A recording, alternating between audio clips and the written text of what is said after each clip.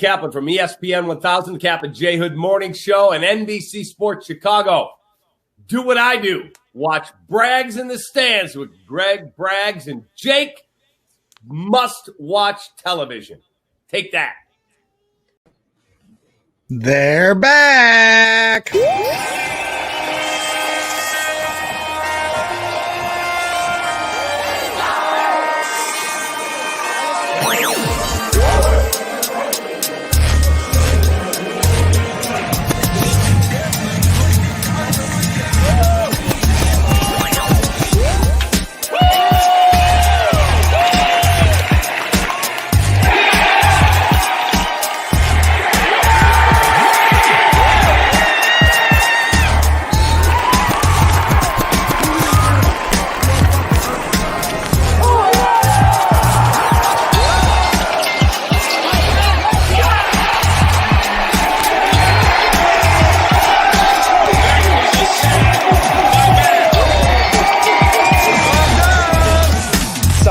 The Bears, they started this new tradition last year where they celebrate their wins the correct way. Bottle and Sylvie, ESPN 1000, don't miss it.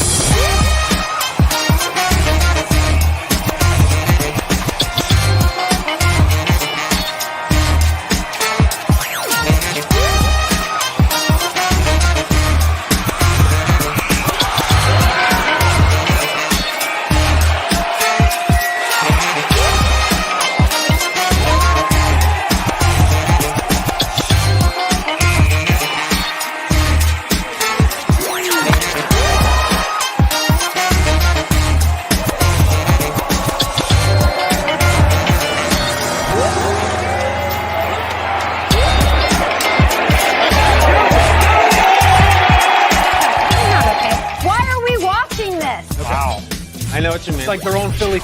Okay. Okay, I think what it is. We shouldn't be showing this. Am I crazy? Yogi!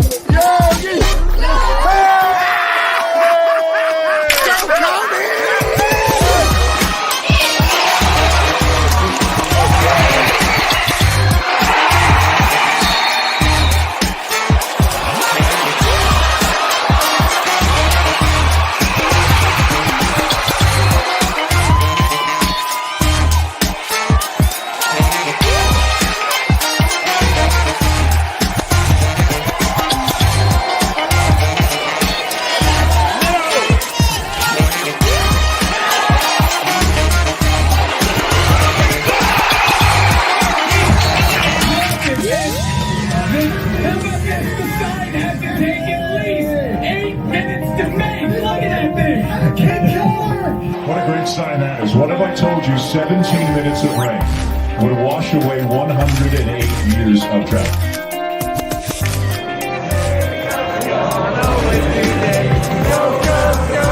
Do you see this team growing into the team that you were in 2005? Great practice, everybody. They go big listen.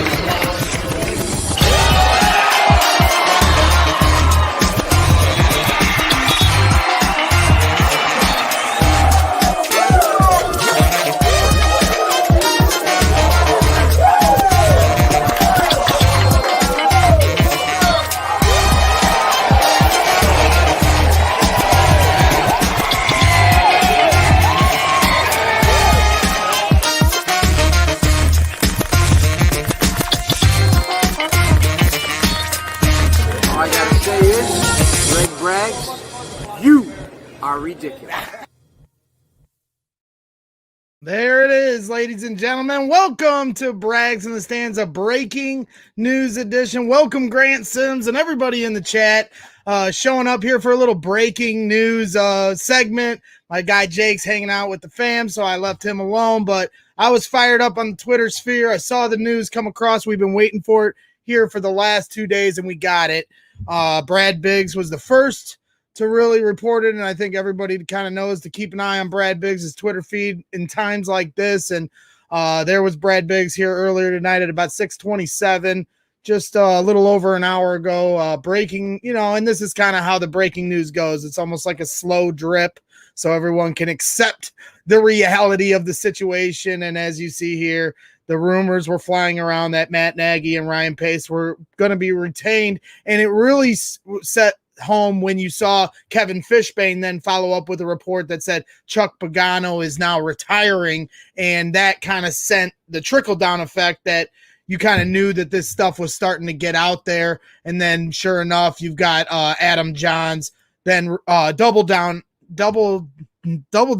on Brad Biggs' reporting and saying the full expectation is Matt Nagy and Ryan Pace will be back. No official word from the Chicago Bears, of course, but we know how these things go.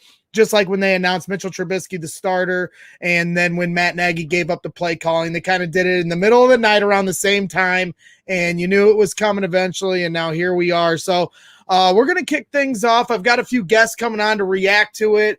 You know, I've had a few thoughts today, so I'm going to share them with you because I was talking with Waddle and Sylvie today, and had some thoughts pertaining to my fear of bringing Matt Nagy back, so I want to share those with you. So joining the show right now is my guy Steven Nageshi. He's been calling it, he's been a frequent viewer and guest here on the show, and we appreciate you coming back here, Steve.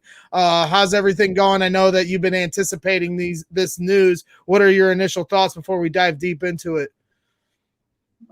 I am speechless, in a bad way.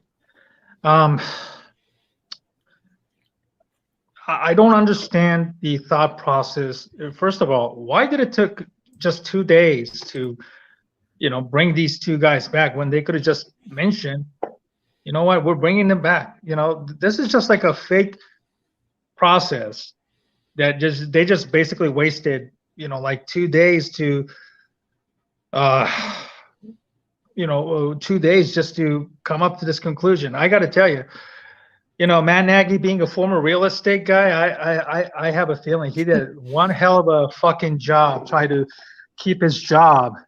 A good sell job.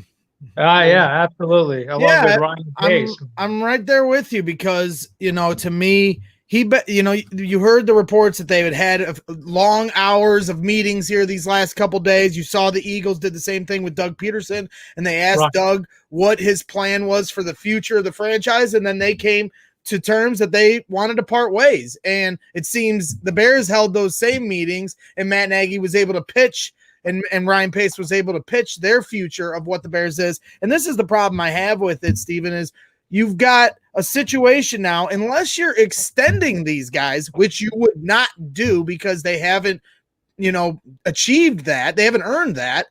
Right. You're now in a 1-year deal on both these guys, and now they're drafting the quarterback of your future. Theoretically, if you go and draft one at number 20 here in the first round, now that you have a first round pick back for the first time in 3 years. And if you don't work out this year, it's the John Fox thing all over again. Right. You're in a lame dunk year. We're spinning the wheel again. You're in a lame duck year, and you're bringing in a quarterback that, and obviously this will be different because John Fox was held out of the meetings when they chose Mitchell Trubisky. The irony is John Fox wanted Deshaun Watson. This time, now we're going into it and they're going to all do this together. I have a little, Matt Nagy is someone that might be able to look at a quarterback. I have no faith in Ryan Pace. He's brought in, Mike Glennon, Mitchell Trubisky over Deshaun Watson and Patrick Mahomes, and then brought in Nick Foles to patchwork it up. And we saw that win. So I don't want him in on the decision, but you do have Matt Nagy here in this house. The problem is whoever he picks at 20 may not be ready to go. I mean, Matt Nagy could say, I love this kid and I can work with him. But unless you win football games next year and make it to the playoffs and show that you're able – they're just going to get canned. How are you going to extend these guys after next season if there isn't vast improvement? And so the bar would be to make the playoffs, right? Because this garbage of a team made the playoffs. So they would have to then exceed that bar. And the idea of them doing that with Nick Foles in-house, who will be back, he has a player option he will pick up. So unless the Bears are going to cut him, Nick Foles will be in your quarterback room next year, and then you're drafting a quarterback. More than likely, maybe the 5th quarterback taken off, the 4th, I don't know, because I'm no draft expert. We'll have to bring Bear Lissimo on eventually, or Draft Dr. Phil, one of these guys to tell me, because I don't know. But all I know is it's likely not going to be the top tier. You know, you're going to have to wait in line for your quarterback unless you're trading up again. And we all saw how that went down just by trading up one spot, let alone 10 spots. So the Bears now have their hands full, and it seems like, I don't know, to me, this was my whole feeling on it, and I wanted to share it with you. I called into Waddle and Sylvie earlier today, and I was really nervous about the Matt Nagy, rehiring, and these were some of the thoughts I shared with the guys. Another one down the road. But I did want to call and talk about Nagy because I was raging about it yesterday too, when we're trying to understand whether or not they need to get rid of these guys. 100%. It's the easiest path. It's the path of least resistance because you're talking about Nagy trying to make or break it year next year with Nick Foles or a rookie quarterback. All you have to look at is the final press conference after the playoff game to see all you need to know about Matt Nagy. Number one, he says, we found our identity at the end of this season. It took you how many years to find your identity, and how did you find it? You found it through a year and a half of failure and then bringing in a quarterback, Nick Foles, that didn't work out, and then he gets hurt. Mitch Trubisky comes back in. You give up the play calling, and then Bill Lazor and Mitch against some bad teams finds your identity that you're now staking your claim to? I don't think so. Then the number two thing that's an indictment. He came on your show last year and said he was going to run the football. He said after the press conference, after he got beat by the Saints, we have to run the football. Hello? Is this deja vu all over again? You said that last year, and you watched Rashad Coward for all of 2019 and said, you know what? I'm going to put Rashad Coward back out there and not Sam Mustipher or Alex Bars, who have shown more effort on this team than any of these guys, and they just got out there in their practice squad. They're guys that aren't high draft picks. Number three, and the biggest one, discipline. You give up the play sheet, and you don't have a disciplined team. For the last 2 years, they haven't been disciplined. You literally let Javon Wims get in a fight in the middle of a pivotal game and not cut him. Then you fast forward all the way to the playoffs, and Javon Wims is the one to drop the biggest touchdown of the season. And then 20 minutes later, you got another player on your team fighting the exact same player that you spent the week of preparation saying not to fight. And you're club dubbing after wins when you've lost 6 in a row, or last year they're club dubbing after they lost a few games in a row. That's ridiculous. That's not Jordan mentality. We want to talk about the last dance mentality. You think Michael Jordan would get in a club dub after losing 6 in a row? Come on now. This is not culture. The culture was nice, but it's rotten. And if you want to try to double down on it for a 1-year prove-it deal, you're just going to be back in this situation at the end of next year. That's your best call right there. That's your racket right there. I just had no problem pushing the chips in, but it's time to cash the chips out. Time to start over. I think it is a very good, all of them very good points, but So that's it. I had to share it along because I was fired up, and I wasn't sure if I was going to be able to put it in the same words that I put it in there. And it's just, that's where I'm at with this, Steven. It's he had his chance. This was the win now year. Now we're making next year. We're pushing it to next year. Mitch is gone. I hear Matt Nagy at the end of the press conference after the Saints game saying, well, we found our identity. And it's like, wait a minute, time out. You gave up the play sheet, and then the identity was found. Right. Not to in mention, the last 2 games, he looked like he was back to play calling again against the Packers and the Saints. And A-Rob was interviewed today saying that echoing that exact same sentiment. Barlissimo has been questioning that for the last few weeks and I don't know how you can tell, but I guess you could just tell by the plays being called on the field and the familiarity. But to me, one playbook is one. They all have the same playbook, whether or not they're calling the same plays. But now it seems that could have been the case, that Nagy was sticking his nose in there the last few games and taking the blueprints off of Bill Lazor. I don't know, but to me, it's like he had his opportunity. And like I said, the culture is a part of it. So not only could you not get your system in check and your identity wasn't found until you put down the play sheet, well, now you're on the sidelines without a play sheet.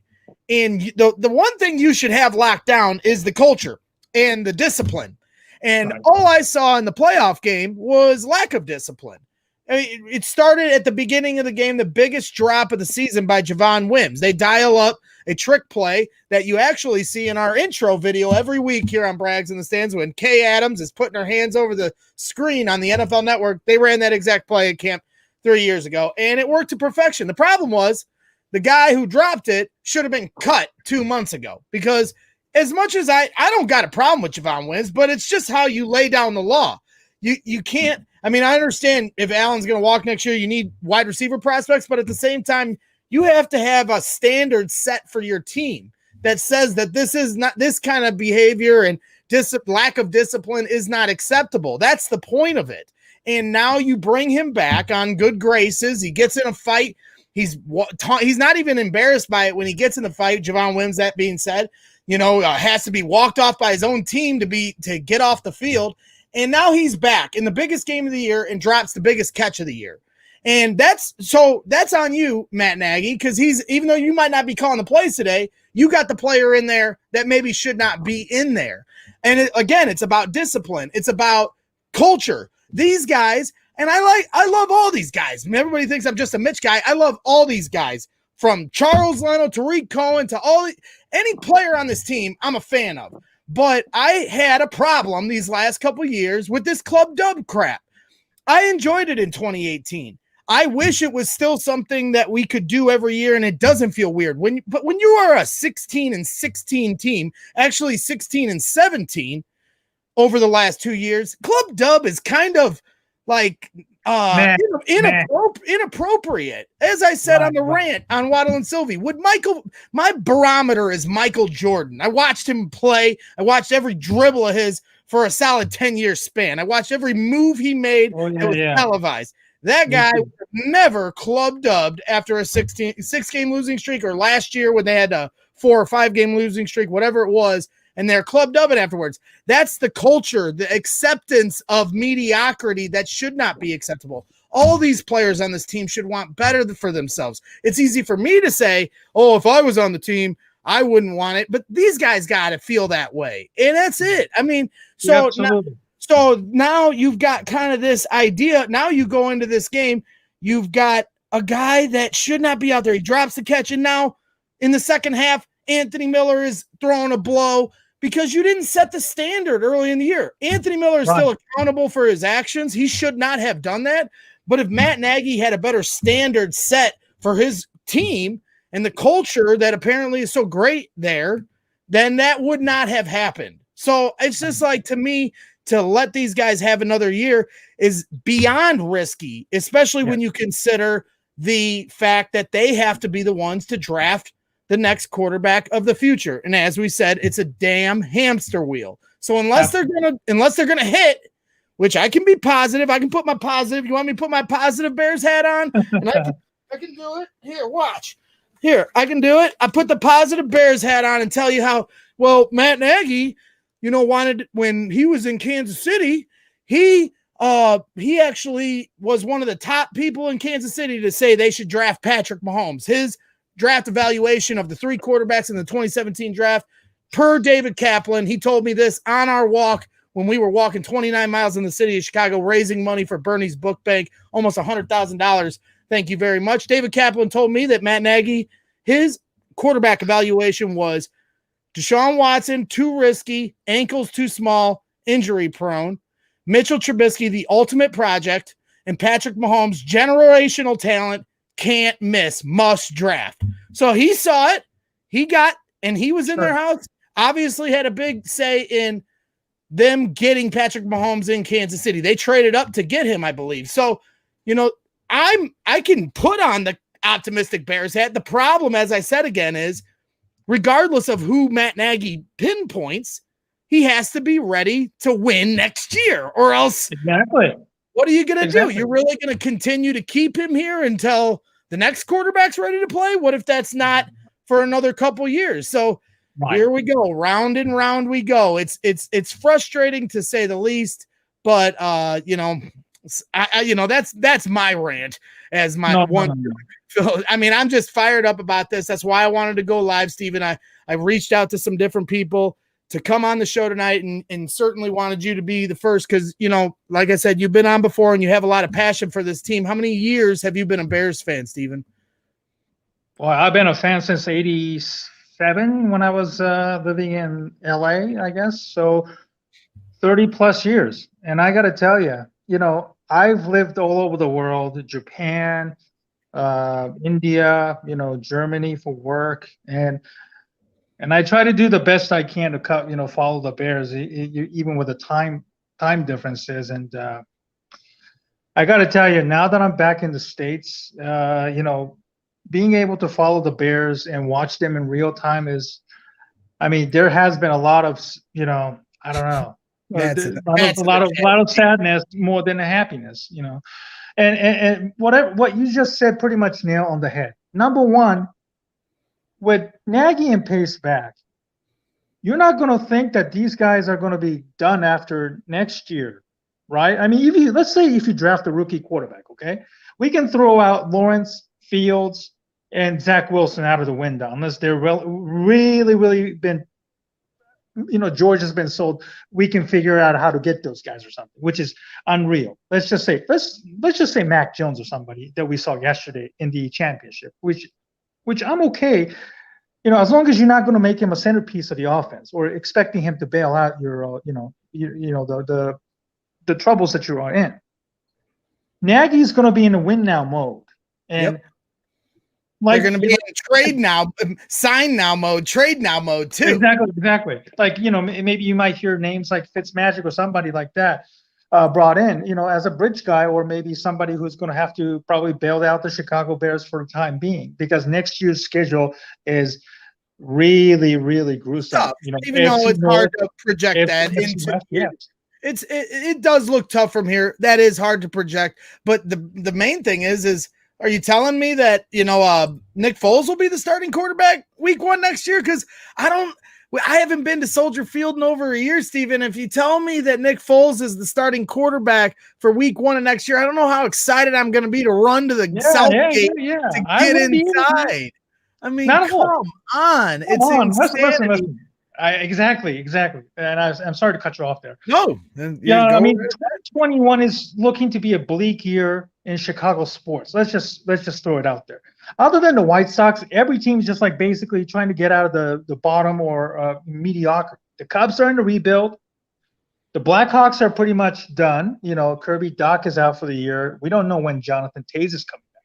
The Bulls are looking promising, but let's face it, there'll be days in which nights they're doing what the Bears should be doing. The Bears are probably at the bottom right now because we don't have a quarterback. That's the problem. Unless we fix this problem, we're not going anywhere. This week's game was probably the most unwatchable, unentertaining game of all the playoffs, and we put this game on Nickelodeon. We probably subjected some of the Bears fans' kids into a lifetime of mediocrity and sadness. That's the sad part. And like you said, they're watching this garbage on Nickelodeon. Exactly. And let's talk about Nagy for a moment. I know he came from Kansas City, and I know what you just said about Cap got me thinking. But I think Nagy spent only 1 year with Patrick Mahomes. Obviously, Mahomes probably didn't play until the season finale. So I don't know how much of a stock we can put into Matt Nagy's acumen or his ability to develop and identify a quarterback. That's another question, because it adds more fuel, because his offense, like you said, 3 years, we've seen it. It's not working. Only when Bill Lazor took over and catered to Mitch's skill, and then we started running the goddamn ball. He said after the game, we looked competent, and we looked competent only because we played Houston, Minnesota, and Jacksonville. That's it. Yeah. It's dialed back. It's water. Somebody's called it watered down Green Bay's trying to run. It's a watered down version of that. And it's like, you guys are going to be, it's just going to be the next year. We're going to be in the exact same spot. I hate saying that because I want to, I'm sure I'll find a way to get excited about it, but short of a move. And, I see Truman in the chat here, saying that a Watson or a Dak trade needs to happen. And, that is the wild card. I saw reports today that Eric Bieniemy was, being interviewed to head coach for the Texans. If he signs there, I'm almost certain Deshaun Watson ain't leaving. Now, you did see a lot of chatter. I saw a few former players, Arian Foster and then Andre Johnson, both tweet and tag Deshaun Watson and telling him, get out. I don't care what they say, get out. And he's pretty pissed at the franchise. So, maybe you could see a full court press and something happens. I am going to be keeping my eye on that this offseason. You guys, anybody that underestimates a move like that is fooling themselves. I would absolutely be trying to right that wrong if I was Ryan Pace. You want to talk about winning the franchise back? Even if he had to give up a couple first-round picks, I think he'd have 4 years full circle. 4 years full circle. Right, and it would be a perfect marriage. I mean, Deshaun Watson kind of was flirting with us last week. Chicago media, Chicago sports, the weather tweet, and then he started following Chicago weathermen.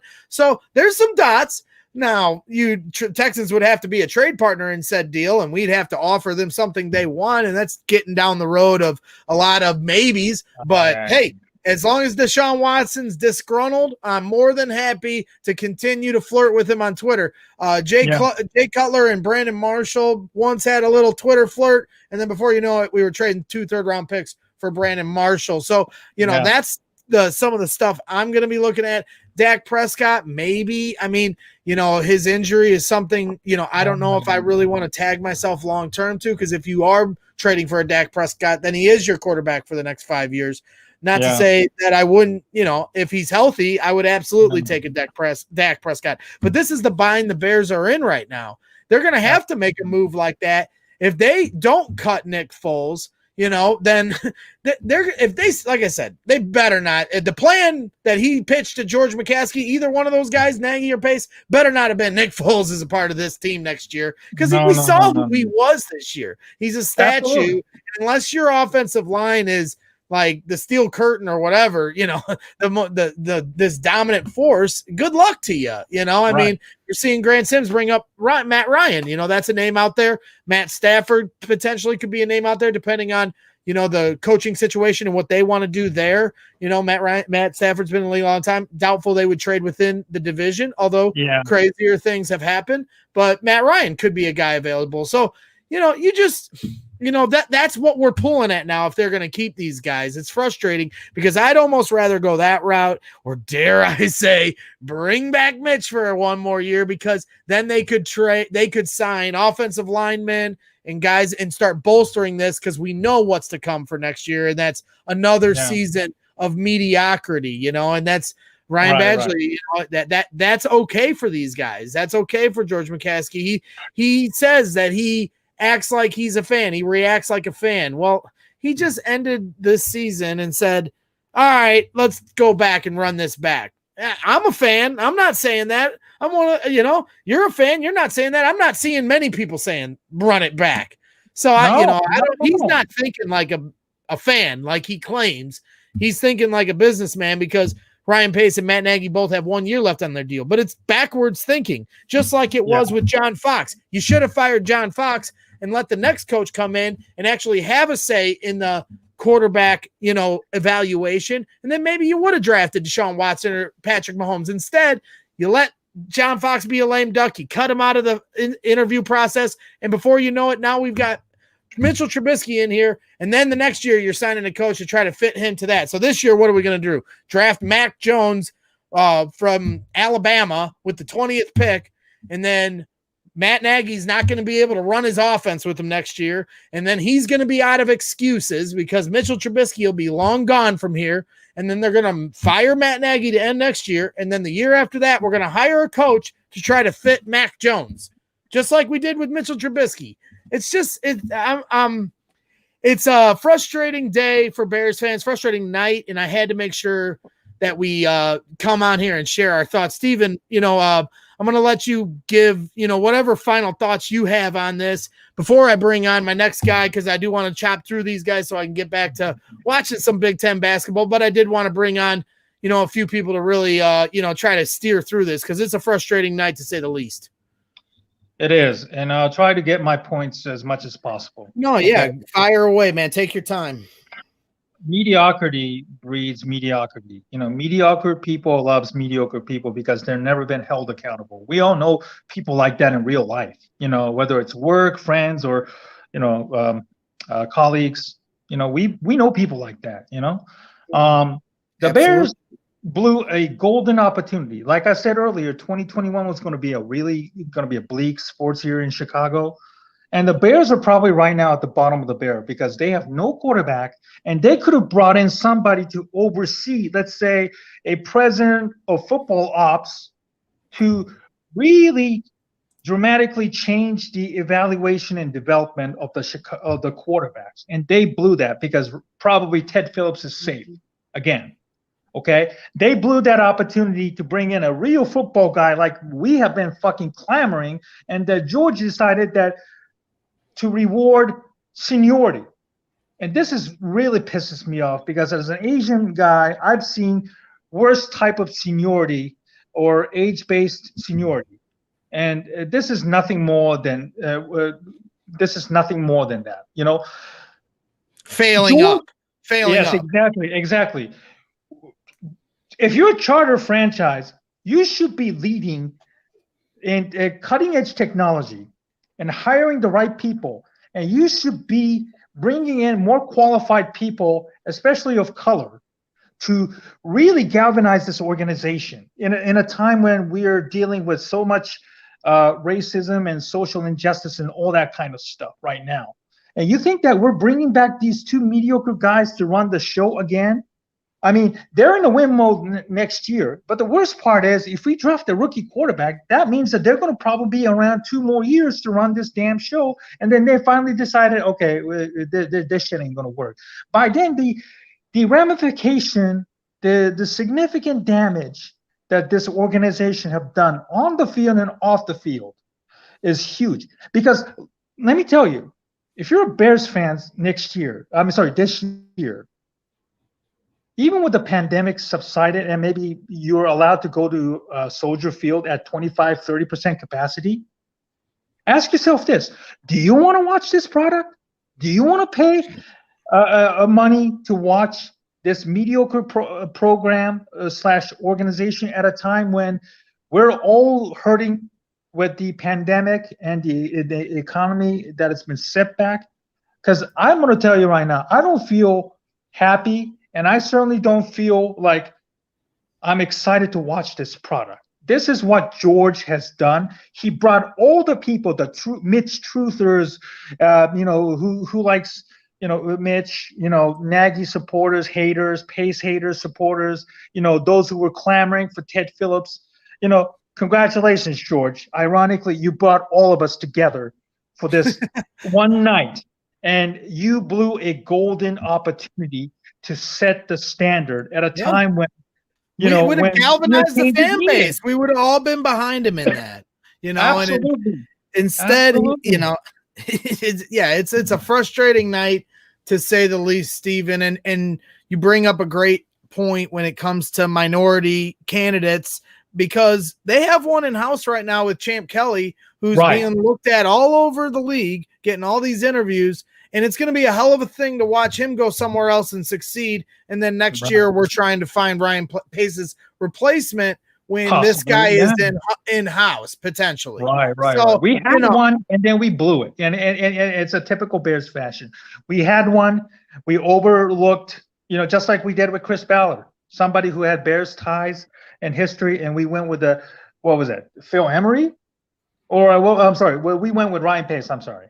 Correct. And then Chris Ballard left the house, right? Where's Indy right now? They've been to the playoffs the last 2 out of 3 years, much like the Bears, but they're in a much better shape than the Bears are right now. I will tell you that, although I'm sure they're probably going to have to find a replacement for Phillip Rivers sooner rather than later. But I will say this: I have much more confidence in Chris Ballard identifying the quarterback than I do with Ryan Pace. Sure. And to the point, because I'm seeing Chubbs in here saying that he wasn't implying, Steven's not implying that they won't hire one. He was just saying that it could be a good opportunity right now. And I don't disagree. Like I said, Champ Kelly is in the house, and I see somebody that could qualify for that. If other teams are trying to get him, he obviously has the talent. we're all complaining about Ryan Pace not having enough talent. And there was talk of maybe him getting promoted to president, and it's like, come on, let's start looking at, as many candidates as we can to try to, fix this. And it doesn't seem like they want to fix this year. They want to wait to see if it's going to fix itself. And to me, that's asking a lot. And, I'm always the hopeful fan, so I'm sure I'll find my way before the start of next year. But if Nick Foles is the quarterback, I'm probably going to be a pretty negative fan. And I know everybody knows me for being Greggy Sunshine, but, I could have tried to see the light this year and trying to see the Mitchell Trubisky experience through. That was how I saw this year. Let's give this kid one more shot and see if he's got it. And you can argue whether or not Nagy pulled the string out from under his shot, but at the end of the day, he didn't succeed. However, it laid out. And so I have no problem with letting Mitchell Trubisky go. None whatsoever. But I would have liked everyone to just go. You had an opportunity to wipe the slate completely clean and start fresh. Don't be chasing your tail. And if it's George McCaskey trying to win one for Virginia, because I know she's getting older, I get that. But, at the same time, that kind of motivation isn't going to make the right decisions, and that could be. I think most people probably wouldn't look at something like that. You're looking at it as a fan, or somebody as trying to put the businessman hat, or how they organize their franchise on Madden. But just knowing in this city how Jerry Reinsdorf is, we saw in The Last Dance, and how other owners are, I have no doubt that George McCaskey's sitting there like, well, I want to win one for Virginia. So all us fans sitting here like, blow it up, kablooey, let's start over, and in 3 years maybe we'll be good and everything will be fixed. George McCaskey's trying to win one for Virginia. I have no doubt about it. So I think that might play into it. So Stephen, I really appreciate you again here, once again coming on Brags in the Stands. You're always a great guest, and you're always very thoughtful, and I appreciate your time, and I appreciate you always supporting the show, my man. So we'll catch up with you here real soon. I know it's the off season, but we'll be doing some free agent stuff. We'll be doing, draft, shows, of course, with some people that are smarter minds than me. So, I'm sure we'll have you back on soon enough, my man. Thank you. It's been a pleasure. I can't wait to hear what they have to say. George, ironically, may have strengthened the case for bringing a president of football house, because if it took him this long to just come to this conclusion, why not let somebody competent, than him to do the job? I think that's ironic. And, I'm very, very looking forward to what these clowns have to say and try to convince us. Oh man, I appreciate your passion and your words tonight, Stephen. We'll catch up with you here real soon, and maybe it'll be under better Bears circumstances. Have a good night, Stephen Nageshi. My guy, Stephen, great dude, and really supportive of what we're trying to do over here at Brags on the Stand. So we appreciate his time. So, we're going to fire through these because I've got a couple guests that I promised I'd bring on, and I also promised my wife that I'd be short. But you know me, Drew. I'm never a shortage of words, and tonight I'm fired up, so I wanted to bring the fans on so they could give their feelings on this. You've heard mine here to start the show, and you heard Steven's. So Drew, you've been on. This is your third time coming on.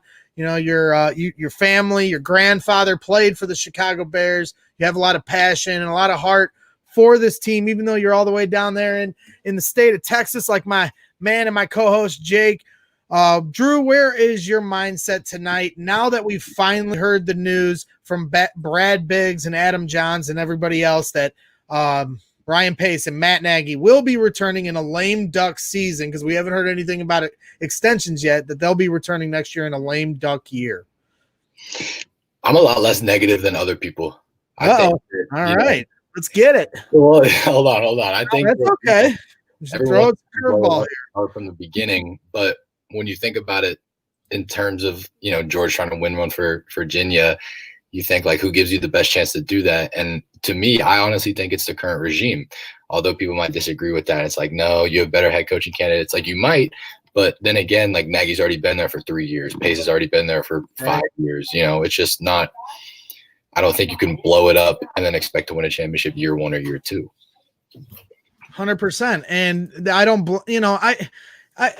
that's why if you are trying to win next year, then you're not trying to blow it up because you're trying to win next year. But to me, that's a backwards way of thinking because you have to see what this regimen has brought you here these last 3 years. And then you have to assess whether or not they can improve upon that next year. Everyone for the last year was certain that it was Mitch that was the problem. And then when Foles came in, we learned that Nagy was a part of that problem. He wasn't the problem. He was a part of it, like Mitch was a part of it, like everything else that was a part of this team was a part of the problem. From all the stuff we've talked about, offensive line, run game issues, wide receiver drops, or tight end being non-existent at times, discipline, guys getting thrown out, all this stuff. And, it's, to me, they had their chance. Now, I had said early in the year, so I'm kind of talking back on myself, but I did say make the playoffs and your jobs are safe. I kind of am going back on that, but that's because of what I saw in that playoff game, Drew. They didn't come to play. They weren't ready. They had guys that were on the field that may not necessarily should have been out there anymore. They should have been cut, you could argue. You got other guys breaking the same rules that the other guy broke that you covered during the week.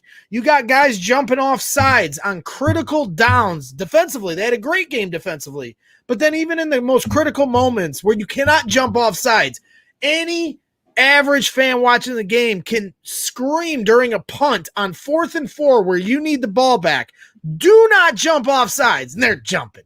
Like, that's discipline. It is. It just is. I understand it happens. But when a team has too many things happen, that falls on the head coach. And that's not a Trubisky thing. That's a Nagy thing. And that's not going to change next year. And I know that a lot of fans aren't going to be surprised by that if it does happen. Again, I'm rooting for Nagy to turn it around. But, Drew, I just have a tough feeling. I'm surprised that you're positive about it. And I'm sure there might be a few fans that'll be able to come around to it eventually if we hear what they have to say and we see what their plan is. But what are your thoughts? Are you trying to go into next year with a veteran quarterback, trade for a veteran quarterback and get Nick Foles out of here? Or are you drafting a rookie and you're relying on Matt Nagy to identify that talent, and that's going to be the guy that saves everyone's job next year? Well, remember what I told you a couple months ago what was going to happen? I forget. My head's spinning tonight. He's going to be back next year. And Mitch? I didn't, not Mitch, but I knew Nagy was going to be back. So yes, you did, and so did your grandfather. He predicted this even during the slide. Yeah, so I've spent the last couple months kind of prepping myself for what the team could look like next year. But I honestly think Ryan Pace is kind of stuck between a rock and a hard place because if you blow it all up and you start over, you're going to get fired after next year. But if you want to sacrifice the next 4 years or 5 years of the team's future and try and go get Watson or try and go sign Dak, and that doesn't work out, then, you're going to get fired as well. So it's kind of, if it was me, I would get a new GM because if I was George McCaskey, you put me in those shoes, I'd look at the team and say, well, they have no chance of competing next year unless something drastic happens.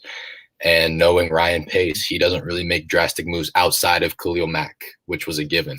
But, for me, it was just, if I was a new GM, I'd blow it all up. I mean, that's what I said after the Vikings game. I said, I'd rather not make the playoffs and get a pick than make the playoffs and get creamed in the first round. And that's what happened. And it's just like you said, like, after watching that game, I would have rather not made the playoffs to see how many, mistakes that they made, jumping off sides, like you said, only completing 4-yard passes on 3rd and 10. That's just it's unacceptable, especially in the playoffs. And I think I'm a big believer in you're either coaching it or you're allowing it.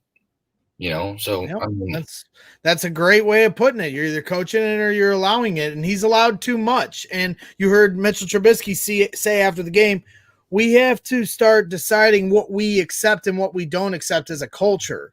And, he could have been talking about the fight. He could have been talking about the club dub, the ceremony after each game. It's hard to say, but it's it's about accountability and wanting better for yourself. That's how I see it personally.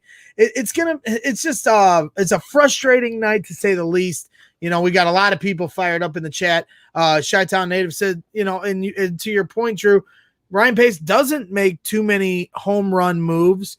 The Mac one, no one will argue, was a great move. To me, I thought it was a great move. I know some people will say, well, you haven't done anything with it, but Khalil Mack's an all-time great player. In my opinion, one of the most dominant forces I have ever seen at training camp. And I've seen Brian Urlacher, Julius Peppers, Lance Briggs, Peanut Tillman, Devin. I've seen some of the greatest wear a Bears uniform, and he's up there as far as talent is concerned. But he's talking about Robert Quinn, and I think that's a great point because we showed Leonard Floyd the bust of last year that we were certain was a bust. We showed him at the door, and he's on the Rams now making plays with Aaron Donald. And then we sign all this money to Robert Quinn so we don't have to think about the position anymore. And now another move by Ryan Pace failed. Robert Quinn not doing enough. I respect that Robert Quinn said as much to end the year, but it doesn't change the fact that it's another ding on Ryan Pace's resume. And these are the kind of this is the decision maker that's going into this offseason to fix whatever you're going to do, make the proper cuts. It's hard to be optimistic at this point. I was texting with Jake to see if he wanted to come on earlier, and he said, I'm already dreading next year. What a great feeling. And it's sad. It truly is. It's not, how long we have been, Drew, since Bears 100 and our smiling faces and, everybody loving everybody. And, it seemed like this team was taking off. And now, these two guys got me all fired up tonight and coming on here crying about the state of my franchise. We should be talking about, Bears Packers, trying to pull another miracle, but instead we're talking about, a failed operation blow up. And I'm just at a loss. And that's why I wanted to bring you guys on today, Drew. It's certainly, where do you think George McCaskey in the middle of this season, do you think there was any point he was ready to actually cut the cord, or was he always going into next year with Matt Nagy and Ryan Pace? Because to me, unless you were going to fire him after the Detroit Lions game, now I'm starting to see you were never going to fire him. It's like I thought that there would have been some kind of echelon with the playoffs, and now it seems like the playoffs didn't, that whole barometer didn't even matter because they embarrassed themselves on the playoff scene. Do you think George was ever truly going to do this, or was he always in next year with our guys here, Ryan and Matt? He was always next year. I mean, that. We all know that. He was never going to fire him midseason. What would that dudes is Matt Nagy going to blame, though? I mean, first it's Mitch's fault. He's on the postgame blaming Anthony Miller. Oh, well, I told him all week long that he better not do it, and then he did it anyway, acting like that absolves him of that. No, that's even worse that you told him all week and they didn't listen, dude. I mean, I just get so frustrated with this stuff. I really do, man. I just don't know where it is, man. And I know we want to win one for Virginia. I want to win one for Virginia, but I just don't see it happening next year. Normally I can get all excited. Now we got this guy too here. Hey, Coach, we send in the house first play against Green Bay? Might as well. Where was that, Chuck Pagano? Where was that edge that I saw at Bears 100? You're going to send the house against Green Bay? When did he send that? He sent the house against Green Bay on a corner blitz in the last game we played him. And then he had Danny Trevathan not even playing, jamming at the line of scrimmage while MVS is blowing 50 yards down the field. Great blitz. Thank you, Chuck Pagano. Before I cut you loose here, Drew, I want to get your thoughts on that. Is Chuck Pagano, is the word now that he's retiring? So even though we didn't get Matt Nagy and Ryan Pace out of here, we at least are going to see some changes on the defensive side of the ball, because there's no question that they have taken a step back from what they were in 2018, regardless of the turnover luck. They just don't seem to have the same discipline that they had. Now, I can also grant they had some injuries, but where is your headspace as far as this defense going into next year? What would you do? Is there any defensive coordinators that you'd have in mind to try to bring here, or do you think it'll be an in-house hire? So two things. When Fangio left for Denver and they hired Pagano, everyone knew it was going to be a different defense. They didn't think it was going to be, that big of a regression, I should say. But they knew it was going to be different. There were going to be more single high looks. It was going to be more man coverage. And in 2018, what Fangio did was he would, play coverage and allow the front four to do their thing. And now what I think is, obviously the front four hasn't been as dominant in the last couple of years as 2018. But I mean, you can't change up the entire structure of the defense and expect, to still be at the top of the league year after year. So, I mean, those are just my thoughts. But as to the defensive coordinator, I'm 1,000,000% biased. I went to Westlake High School in Austin, Texas, same high school as Nick Foles and Jay Rodgers. And that is who I want to be the next. Okay. So Jay Rodgers, and, I know the Bears are very high on him in the organization. So do you know is there any other insight? So, Jay Rodgers from your high school, you said, is there any kind of insight as far as mentality or, his, just kind of bravado? What does he bring to the table as a coach, or have you been able to be around him in any capacity? I haven't yet. I actually sent a letter to him a couple months ago, asking if I could, maybe get some starting points as a coach. Hopefully, with the connections that I have, that'll be a possibility someday. But I right now I don't have anything for you. If we do this in a couple months, a year, maybe I can. That's cool that you wrote a letter to him. Would you send it to Hallis Hall? Yeah, that's cool, man. You once George Hallis was sending a letter to your grandfather, and now you're sending letters to Hallis Hall. So everything comes full circle, Drew. For those of you that are just tuning in that don't know Drew Amsler, he's on Twitter. Me and him crossed paths in November and got to learn about his history, as his family, as his grandfather played for the Bears and was good friends with Gale Sayers, and, as Jack Silverstein helped kind of dig up, maybe the all-time sack leader in a single season in Chicago Bears history, because when he recorded, 21 sacks in one season, they weren't recording sacks at that time, but there is a news clip that Jack or Drew was able to pull that shows that evidence in its case. So, pretty cool history. And we went over a lot of that stuff in our Christmas episode. So for those of you who want to learn a little bit about that, definitely check it out, man. It's was really, really cool stuff. So Drew, again, man, I want to thank you for, all your support to the show, and wanted to pop on tonight, do a little breaking thing. Jenny was like, "You're going live?" I was like, "Yeah, I'm going live. I'm pissed." I used to break things when I was mad. Now I just come on here on my podcast and vent. So I appreciate you coming on and doing this group therapy with me tonight. And hopefully, as we go forward, maybe things will look a little more rosy or sunshiny, as my guys in the chat like to say. Everybody calls me Sunshine, as GSH Jeff likes to say. So, all right, Drew, I'm going to cut you loose, and we'll catch up with you here soon. Thanks again for coming on Brags in the Stands. Till next time. All right, Drew. That is Drew Amsler, who I didn't remove. I just singled him up, and that's okay.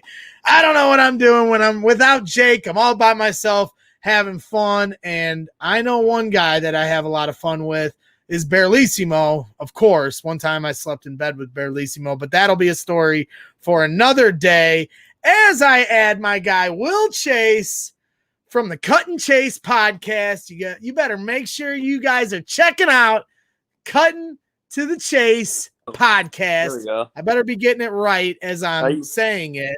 I don't works. want to disrespect my good man here, working hard, doing the podcasting thing, fighting them haters on the Twitter streets. And now here he is making his debut on Brags in the Stands. Will Chase, welcome to the show. And what are your initial thoughts here, since this is a group therapy session as we cry about our Chicago Bears? What are your thoughts now that we've gotten the official word that Matt Nagy and Ryan Pace will return for a lame duck season?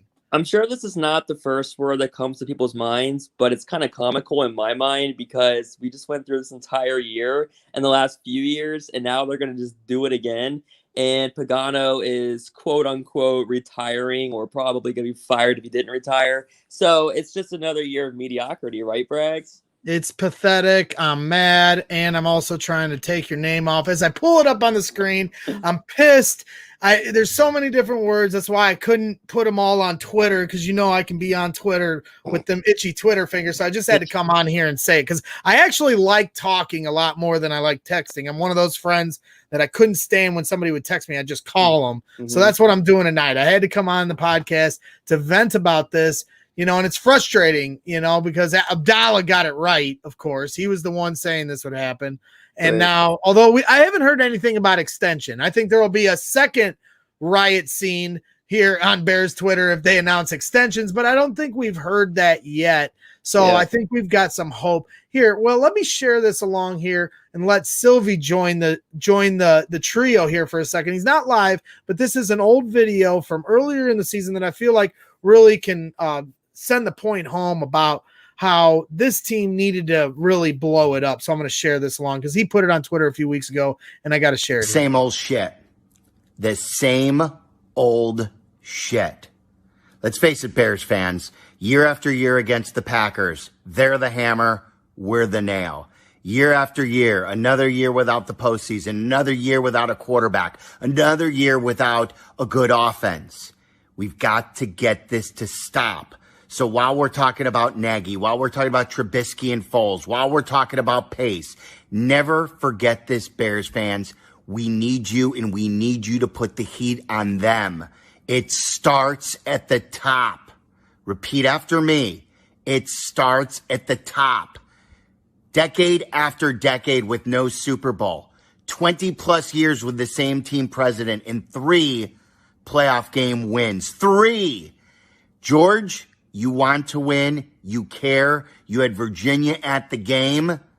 Changes are needed. You must restructure, please. And then we'll hire the right general manager. Then we'll draft the right quarterback. And then we'll hire the right coach. And then we'll win another Super Bowl. But seeing that guy telling everyone that he's number one again at Lambeau Field with 40-plus points on the board and the Bears looking only good in garbage time, not good enough, Bears fans. Repeat after me. It starts at the top. We need to band together. Remember, Bears fans, it starts at the top. Frustrating stuff, but I think Sylvie nailed it, and it hurts now to know that they did not take his advice. We talked about first, we went through all the GM head coach talk today, but at that time we were talking about different president of football operations. What happened to that? And now we're finding out that they're not going to do any of that. Will, how are we going to continue to let our guy here? And it's like, I hate to hate on people's jobs. I would hate to have somebody come at me, but how are we going to let this guy for 20 years make big time football decisions? He was part of the reason we didn't trade up for LaDainian Tomlinson. He was part of the reason we didn't bring in Bruce Arians over Mark Trestman, because he didn't want to trade. They didn't want to trade Jay Cutler. It's like Chris Ballard coming in, wanted to trade Jay Cutler. They said no. It's like, come on, guys. It starts at the top, as Sylvie said. We can argue about the GM and the head coach all we want, but until they put a president of football operations in there that can get through to George, and it's like George has chosen Ryan Pace for that job. He's basically the president. He's GM titled, but he's the one upgrading the Hallis Hall. He's the one, he's the one with all he probably was the one that got Mitch to start the year, as everyone was saying, right? He's the puppeteer here. So how are we going to get there? Well, how are we going to get to where I want Peyton Manning as president of football operations? Well, it's funny when Sylvie was talking there, it reminded me of the Bulls. Like, you guys just went through this. Bingo. Bingo. Exactly. And it's like, okay, we saw what the Bulls finally did. Pull the plug on, trying to watch my language here. No, you're good. Well, I was going to say they pulled the plug on the cancer. I'm not saying that they're cancer, you know what I mean? But sure. They, they finally, went, Garpax. They finally, went to the top and reorganized, restructured, got some guys in there that actually know what they're doing. And I mean, until the Bears do that, you're just looking at mediocrity. Remember, and not to go on the Bulls here, but the Bulls were a 500 middling playoff type team, and they were like, we don't want to be this, we want to be better. Well, that's like the Bears of Lovie Smith back in the day. They didn't want to be a 10-win team, just barely getting in or whatever, missing the playoffs that one year. And now they're even worse. So it's like, okay. Yep. Until they finally hit, And who do you want to be, George? Do you want to be Reinsdorf, who's hated in this city but has won championships? By hook or by crook, he has won championships for the White Sox, and he won 6 for the Bulls, and he was made a villain on The Last Dance, but at least he's got the 6 rings to hold, and now he's rebuilt another White Sox team because he finally gave Rick Hahn the keys. So Jerry, even though he's not maybe the smartest owner in the world, he at least can change and try to get it done a different way. Yep. Who do you want to be, George? Because right now you have 0 championships on your resume. Do you want to be the Cubs or the Blackhawks that have to wait until their ownership is gone? That's when the change of the organization comes, or do you want to be the change? It's frustrating to me. I know he's put a lot of stock into Matt Nagy and Ryan Pace and Mitchell Trubisky, and to me, it's the exact same thing they went through with Phil Emery, Mark Trestman, and Jay Cutler. Mm-hmm. This is just the reverse of that, though. They fired Phil Emery, they fired Mark Trestman, and they kept Jay Cutler. It made no sense to me. Just get rid of them and all. I don't care how terrible you are next year. Yep. People be like, "Oh, but how are we gonna play offense without Jay Cutler?" Right. I don't care. I don't care anymore. He would throw too many picks in crucial moments. It was pointless to try. Oh, but we're never going to find anybody. And then we end up not drafting, three picks in the 4th round, and none of them are Dak Prescott or 3rd round, whatever it was, because we didn't need a quarterback, right? We got Jay Cutler. Mm-hmm. Now it's the reverse. Yep. Now we're getting rid of the quarterback, and we're going to keep the GM and the head coach. And we're just going to continue to do this merry-go-round where we never just have a clean slate. The Arizona Cardinals had Josh Rosen and a whole different direction. Yeah. And they said, stop, this isn't working. And look at them now. Kyler Murray, they might have fallen short this year. Kyler Murray got banged up in the last month of the season. He was my fantasy quarterback. He was balling before that happened. He hurt his shoulder against the Giants, or a team before that. How are the Bears, do you think that, we're just going to be in this exact same spot next year? Because I feel the same way. Of course. There's almost nothing to say to it. That's how hard it is. It's like, it's just a vent session. Well, if we were it's like, in our normal lives, we'd all be at the Bulls game right now screaming at each other. But instead we got to come on here. It's frustrating, man. It really is. Is there any chance, do you think, that they could trade for this guy on the right? I mean, I don't know. What would they give up? I mean, I'm sure it's possible, right? But what would you give up if I told you it was 2 first-round picks and you had to do that again? And because we haven't had 2 first-round picks in 2 years, would you do that? Oh, man. Well, like the last person was saying before, I think it was the last person. He was saying, Pace is kind of either screwed either way. It's either get fired after a bad season or risk trading it all and it doesn't work out. If he's going to be gone anyway, you may as well throw all the chips in right now.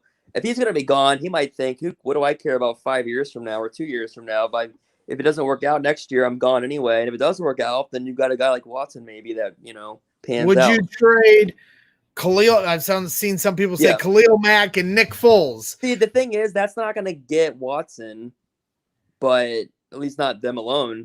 I know it's tough because it's like, if you're going, you just have to get rid of the regime, and that's not happening. So, right, you have to see this through the eyes of them. Yep. And I just don't understand how George was convinced today. Even if Matt Nagy came in there and said, Mac Jones is my guy. I saw him last night. Abdallah called me, and we're drafting Mac Jones. And, how could you be confident that he's going to be, A, ready to play, or B, run whatever system Matt Nagy decides to run when the season starts? Because I don't even think Matt knows what system he wants to run. Right, that's the thing. Nagy is supposed to be an offensive guru, and we've seen literally nothing from that. It was trick plays and defense in, 18? And when the trick plays don't work anymore, the offense had no There was nothing there. Yeah, exactly. You're damned if you do, and you're damned if you don't with the Bears. So you're looking at 500 at best, and probably under 500 because, I mean, who's to say this team can even get back to? They had a 5-game winning streak, and then they had a 3-game winning streak or whatever after the 6-game losing streak. They probably could have lost out based on how the schedule, if it was different, if it wasn't 3 bad teams, basically. So, I mean, this team might win 5 games next year as is. And that's what, most Bears fans wouldn't have minded that if you had a plan. Right. But if we're going into another year where we have to wait until the end of the year to then find our new fresh plan, next year's going to be ugly at the games. It's not going to be pretty. It's going to be hard for me to not go because we weren't able to go all of this year. Right. And I'm one of these fans that likes to go. I mean, this show is called Brags in the Stands for a reason. Right. But I'll tell you, as I said to Drew and Steven, if Nick Foles is the starting quarterback week 1 of next year, who is fooling themselves into thinking that they're going to win? They'll literally win 3 games if Nick Foles is their starting quarterback. I'll stand by that. I mean, that's how bad he is. I mean, unless, like I said, all of a sudden this offensive line magically becomes the most dominant force. Right. I just am so frustrated right now, Will. It's one of those things that I can't really put into words because I truly was expecting them to bring down the hammer. This has been a tough week for me, and I was hoping they'd do one thing for me right today. Right, yeah. I don't know. I don't know what my thoughts were before it actually was announced that they'd be back. I don't know if I really thought – I don't think I thought both would be gone. I guess I kind of thought maybe Nagy would be back, Pace maybe not, but I don't know. I'm curious to see where Trubisky ends up though. I'll be keeping my eye on old Mitch. I know everyone thinks he's going to be a lifetime backup, and he might be, but it also is going to depend on where he goes next year. So we're going to keep an eye on him because he's still an indictment on Matt Nagy. And if we still got to put up with Matt Nagy and he starts doing well elsewhere, well, if you think the Patrick Mahomes jokes really stuck around here, wait till Mitchell Trubisky is playing well for another team. And I know at this moment, that statement sounds funny, and I'm not advocating to bring him back because I'm not trying to pretend like next year would be any different if you did bring Mitchell Trubisky back, because we see that him and Nagy do not mesh with philosophy and whatever Mitch's shortcomings are. So I'm not advocating for that. I'm just saying if he gets into the right situation and starts playing well, and we have to see this crap every week while we're struggling with Nick Foles, Bears fans are going to lose their minds. Exactly. Yeah. It's going to be exactly like our guy over there, freaking Leonard Floyd. It'll be, but way worse. I'm scared, Will. I'm very scared.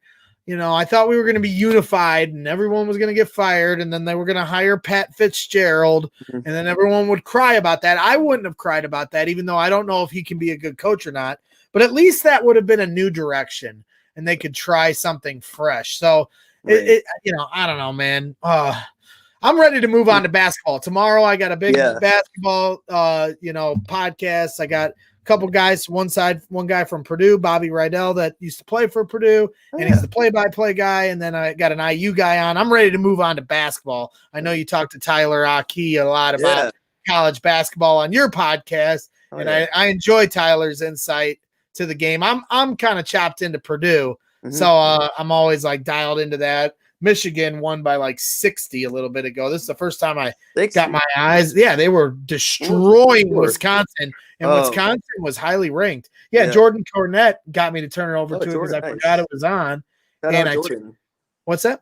I said shout out Jordan. Shout out to Jordan. And Tyler too, yeah. And Tyler. See, well, you're the ESPN 1000 guy, Will. And, so am I. We both like to harass the ESPN 1000 elitists. And what do you think of the last few days? Me and Abdallah really been sparring it off.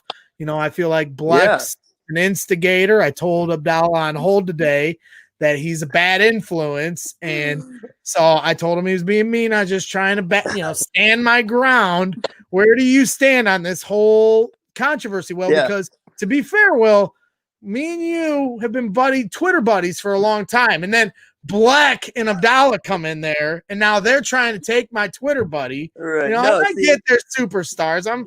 I'm no Chris. I'm not superstar level like they are. But where do you stand? Because I know you're in the Hive, Yeah. but you're also in my corner too. So I know this Oh, is yeah. quite the predicament. Where do you I'm stand when it comes to me and Abdallah's feud? Yeah, I'm a peacekeeper, so I support Mhm. all. I support all, and you know, like I think it was last week you were on that call with them, right? And I Mhm. said, see, we needed this vent session, so I don't know if it ever got better from there, but you know, it's not so serious. I know we're all just fans, but yeah, I support you, Black and Abdallah. We all have our differences, and I'll try to figure out something I can fight with them about to make it even. Yes, help me out because they're always triggering me. They're triggered. They get triggered on me, but they're always getting me fired up. That's why I called in today and I was gotta find that. going ballistic about Nagy. It was because Abdallah was winding me up before he came on, and that's kind of Abdallah's producing genius. He Yeah. knows how to push my buttons. What do you say? You know, he's just trying to weasel out of his bulliness that him and, you know, I call those two, Chris Black and Adam Abdallah, the bullies of Libertyville. And I was trying to explain to him why he was being a bully. And then he's trying to say he's not being a bully. And we got into it. Then it spilled onto the actual radio when I was on. And I know nobody gives a shit that's listening on ESPN 1000 and me and Abdallah's Twitter feud. And because he blackballed me yesterday. Pretty funny. He literally blackballed me. I called in like 7 times and it rang all the way through. And I just kept calling because I know it's him. He knows my number, Will. So this is crap, you know. So, you know, I need you to have my back. And you know what, though? You say you like to keep the peace, Will, but I got to call you out there because you stir the pot. I'm not going to let you slide on that there. At least you admit it. You stir the pot. I do. I mean, yeah, I guess I kind of do, but it's just fun. It's all fun. It is fun with it. I have fun with it too. It's all fun and games. I try to tell them a million times I'm just having fun, but you know, I just have that effect on people. Well, I can't help myself. Me and my guy. Edge rusher, right past Mitch. He's separating and bam! There goes the football. And There's my guy. I love that spike. It just came right back to him. Perfect. I've never seen edge rusher, right past Mitch. He's separating and bam! There goes the football. And that's some talent right there. Yeah, right? I can't remember what game that was. Obviously, it was a loss because he was mad. That was the Lions game, right? Well, okay, it might have been the Lions. Should have been the final nail in all their coffins because they lost to the Lions. Mitch fumbled with 8 yards behind him in the end zone.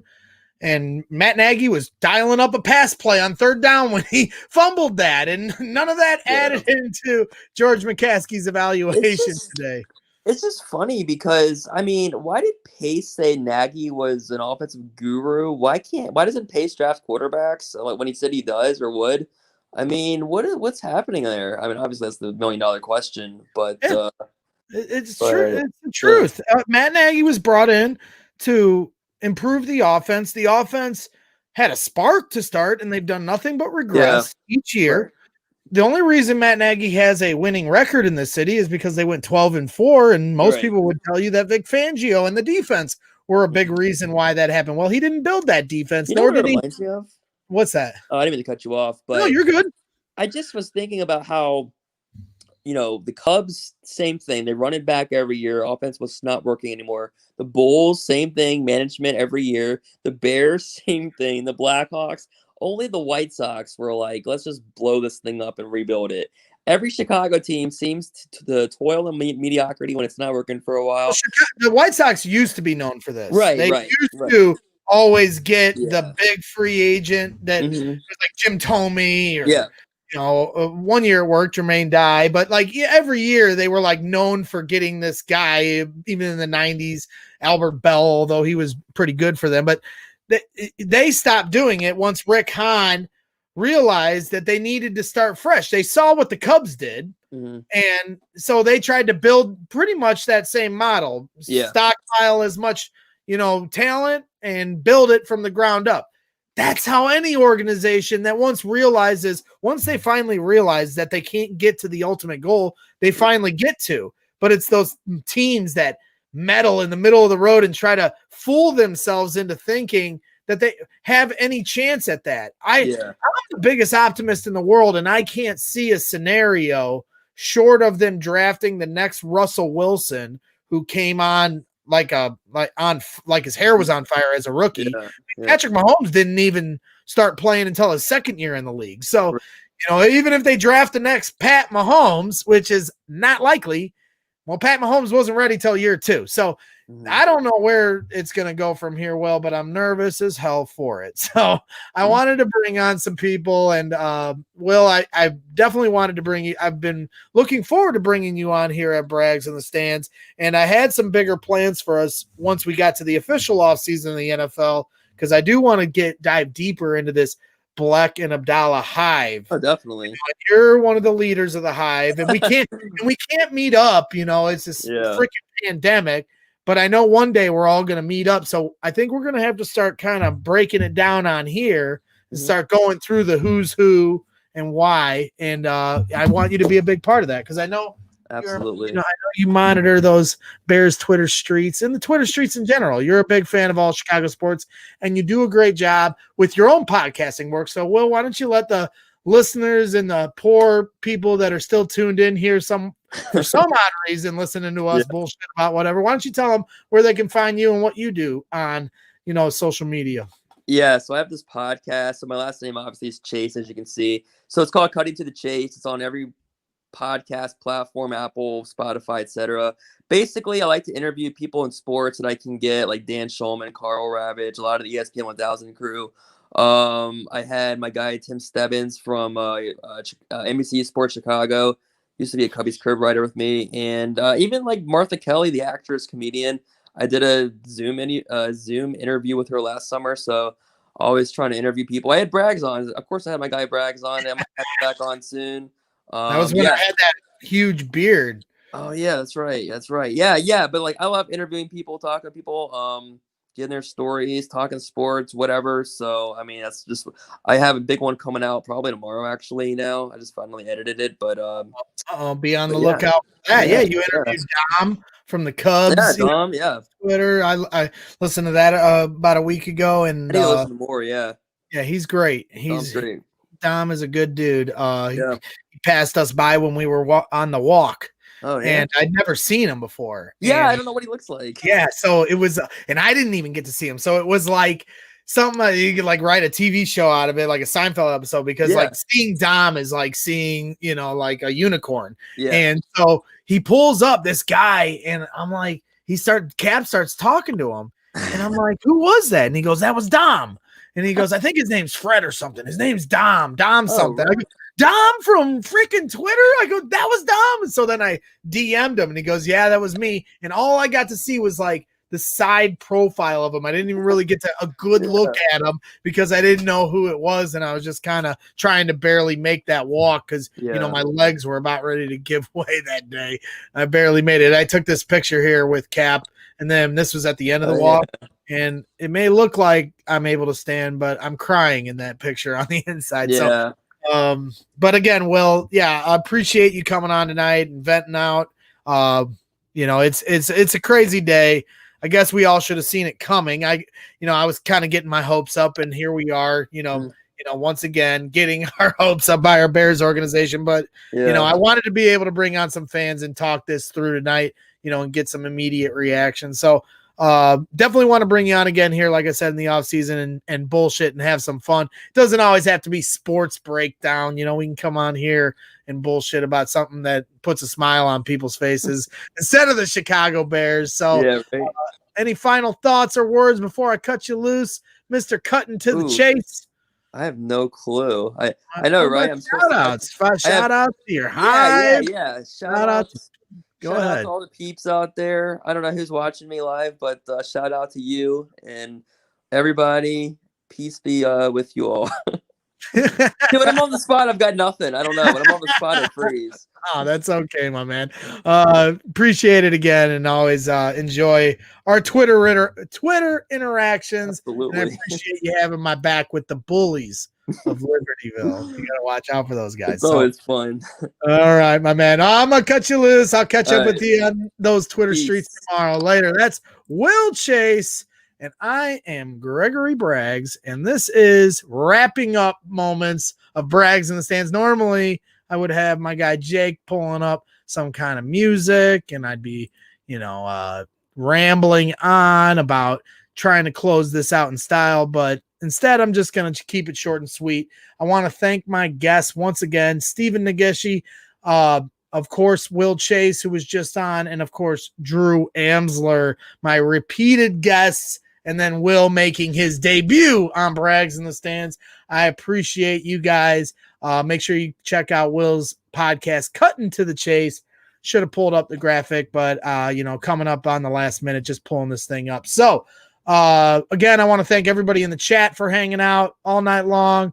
Yes, Air Jer, tomorrow we are transitioning to basketball, and we will be talking Purdue and IU. We got a big game tomorrow, GSH Jeff, and we are going to be talking to play-by-play man for the Purdue Boilermakers, Bobby Rydell, and then, of course, my guy, Brian Tonsoni from Assembly Call and Delphi Bracketology. We'll be talking about Big Ten basketball, what the brackets might look like, talk about the IU-Purdue game that's coming up on Thursday, talk about what the Big Ten's looking like right now because Michigan looks extra tough, and then, I'm sure my guy Chubbs is going to want to know all about Illinois, too. So we're going to try to cover as much as we can, but we're going to stick to the Indiana-Purdue lane tomorrow. So I hope you guys can join us. Took a little impromptu show tonight. Had some fun. Wanted to How about them Bears?